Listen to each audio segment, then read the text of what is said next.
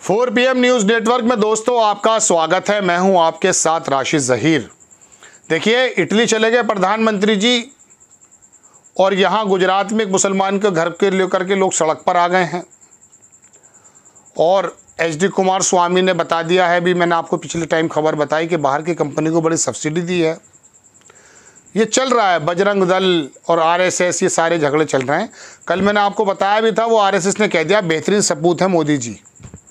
तो अब असल खबरें पर आ जाइए। ये राहुल गांधी जी कहाँ हैं और उपचुनाव आने वाला है, इसमें इंडिया गठबंधन की क्या तैयारी चल रही है। देखिए दोस्तों, बात यह है, मैंने एपिसोड पिछला बनाया वो देखिएगा। उसमें मैंने तो योगी आदित्यनाथ को बताया कि किस तरह से वो 10 सीटों पर उपचुनाव जीतना चाहेंगे, क्योंकि केंद्र में एक मिनिस्टर को दिखाना है कि मेरा असर कम नहीं हुआ है। भारतीय जनता पार्टी अभी मजबूत है और टाइगर अभी जिंदा है। कुछ बातें आप समझ भी लिया कीजिए बिना कहे। लेकिन बात चलिए रही है कि इंडिया गठबंधन करे तो क्या करे। मैं आपको एक बात बताऊं जो आपकी नज़र से हटता है। दरअसल आप यही सोचते हैं कि यार तीर पूरी तरह से निशाने पे नहीं लगा, प्रधानमंत्री जी मोदी दोबारा बन गए, इंडिया गठबंधन का आदमी नहीं बना, इसका मतलब हार गए। नहीं, हारे नहीं है। न 2022 में अखिलेश यादव चुनाव हारे थे, न 2024 में अखिलेश यादव चुनाव हारे। आप मान लीजिएगा उस समय भी उस व्यक्ति ने अपनी 40 सीटें से बढ़ाकर 125 कर दी थी और इस बार भी उसने 5 सीटें बढ़ाकर 43-37 कर दी हैं। 4-5 गुना 7 गुना कितने गुना बढ़ाई वो तो 5-7-35 7 गुना तो बढ़ाई दी हैं साहब, 700 गुना। चलिए 7 गुना होगी। तो अब बात यह है कि इन 10 सीटों पर भारतीय जनता पार्टी को और योगी आदित्यनाथ जी को और RSS को ये दिखाना है कि उत्तर प्रदेश के अंदर जो 29 सीटें हम हारे हैं महज एक इत्तफाक है। एक अफवाह के तहत हार गए थे, संविधान ख़त्म होने की बात थी, दलित समाज चला गया था। हालांकि मायावती का इंतज़ाम तो हमने कर दिया था, ऐसा लोग कहते हैं। लेकिन देखिए, हमने 10 की 10 सीटें जीत ली। हालांकि 10 में से 4 सीटें भारतीय जनता पार्टी के, समाजवादी के पास हैं, 3 भाजपा के पास है, वो लोक दल के पास है 1-2। तो ये तमाम सीटें हैं। तो इसके अंदर विपक्ष की तैयारी क्या होगी। 2022 में भी अखिलेश यादव ने ये किया था और 2024 में भी यही किया है। और 10 सीटों पे अगर यही काम करेंगे तो कुछ बात बनेगी, वरना ये 10 सीटें योगी आदित्यनाथ हर हालत में जीतना चाहेंगे।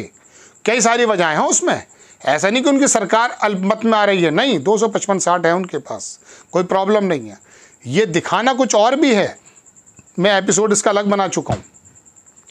तो ऐसे समय में जब योगी आदित्यनाथ जो हैं कोई इस 10 सीटों को जीतकर आला कमान को दिखाना चाहेंगे कि देखिए मैं ज़बरदस्त आपका योद्धा हूँ, ऐसे समय में अखिलेश यादव 2022 और 2024 वाली वो रणनीति काम करनी पड़ेगी। क्या है वो रणनीति? 2022 में तो समझ में आई नहीं थी, 2024 में आपके आ गई है, जातिगत समीकरण। मैं 1 मिनट की बात और लूँ, इस खबर को रोक करके इजाज़त है आपकी। बड़े बड़े स्टार बन गए, मैन ऑफ द मैच बन गए कि साहब इन्होंने पहले ही बता दिया था। देखिए साहब, बताया तो हमने भी पहले था, 4 PM पर ही बताया था कि कहाँ कहाँ क्या क्या होने वाला है। आंध्र प्रदेश और उड़ीसा के बारे में वाकई हमारी कोई जानकारी ज़्यादा ठीक नहीं थी, हमने जाना भी नहीं था। लेकिन देश के जिस हिस्से के बारे में जो बातें हमने आप लोगों के साथ शेयर की हैं तजुर्बे के साथ, वो पूरी हुई हैं। आपको हम बता देते हैं, हालात चाहे कुछ भी हों, जातिगत समीकरण जब आते हैं तो अयोध्या सीट हार जाते हैं। फिर क्या होता है, भारतीय जनता पार्टी का ज्वार ख़त्म हो जाता है, 400 सीट का बुखार ख़त्म हो जाता है। अखिलेश यादव ने PDA के अंतर्गत, PDA तो नाम उन्होंने दिया अब है, लेकिन हम बहुत पहले से कहते थे कि मुसलमान को टिकट मत देना। अगर मुसलमान को टिकट दे दिया ना जनाब, सब लोग एक साथ हो जाएंगे। भारतीय जनता पार्टी ने ऐसा उन पर आरोप है, इतना जहर बिखेर रखा है। वही काम किया अखिलेश यादव ने, कुर्मी खड़े कर दिए, निषाद खड़े कर दिए, दलित खड़े कर दिए।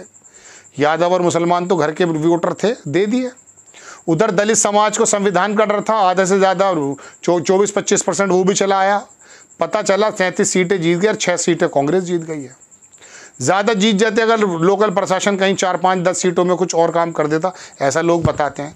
ये 10 सीटों में यही काम करेंगे। मुजफ्फरनगर की सीट है मिसाल के तौर पर, या सपोज करो गाज़ियाबाद की सीट है, मुजफ्फरनगर की नहीं है, वहाँ की है, वो क्या कहते हैं, बिजनौर की मीरापुर। गुजर बहुत रहते हैं वहाँ, और गुजरी कैंडिडेट थे जो शायद वहाँ पे सांसद बन गए। अब आप अगर वहाँ किसी मुसलमान को खड़ा कर देंगे तो बिल्कुल अकेला खड़ा हो जाएगा।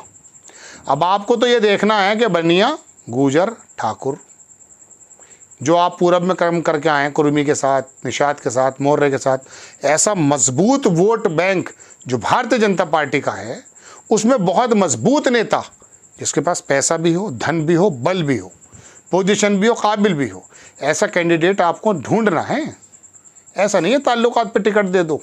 वहाँ पर मुस्लिम यादव पंडित नहीं मिलेंगे आपको, भूल जाना। पंडित कैंडिडेट होगा तो मिलेंगे थोड़े बहुत, वरना यहाँ योगी जी का राज चलता है शानदार, उनकी पोजीशन भी है। ठाकुर वोट अब और ज़्यादा, हालांकि वो 1% कम हुआ है, ज़्यादा कम नहीं हुआ है, मैंने आपको बता दिया था। तो इन सीटों पर आप अगर उसी जातिगत समीकरण के साथ उतरेंगे, जीत जाएंगे, 4 की जगह 10 जीत जाएंगे आप। फिर आप ये मैसेज देने में कामयाब हो जाएंगे कि दरअसल भारतीय जनता पार्टी को उत्तर प्रदेश में नहीं, गुजरात में भी हराया जा सकता है, बशर्ते आपके पास लोकल छत्रप हों, जैसे गुजरात में थे इस बार से पिछले बार के इलेक्शन में। वो पटेल और वो जिग्नेश मेवानी, ये सारे ये लोकल छत्रप थे। भारतीय जनता पार्टी 3 के हिस्से में भी नहीं आई, यानी कि 100 भी सीटें नहीं आई थी, 99 आई गई थी। तो ऐसा ही काम आपको अखिलेश यादव जी करना है। और दूसरी बात ये, मैंने आपसे कहा कि कांग्रेस आई को भी इसी जातिगत समीकरण के एतबार से इस धरती पर उतरना है, तब जाके सर्वाइव कर सकती है। वो ज़माने लद गए कि टिकट लेके आया करते 10 जनपद से या रेस कोर्स से, और वहाँ पर आकर के सिर्फ पंजे के निशान पे जीत जाया करता था कोई बात। अब तो जनाब मन कुछ और ही बना दिया गया है, वोटर्स को धार्मिक पशु बना दिया गया है। आप सोच रहे हैं कि हिंदुत्व खत्म हो गया, नहीं, बिल्कुल नहीं हुआ। 240 सीटें नहीं मिलती उनको अगर हिंदुत्व खत्म होता।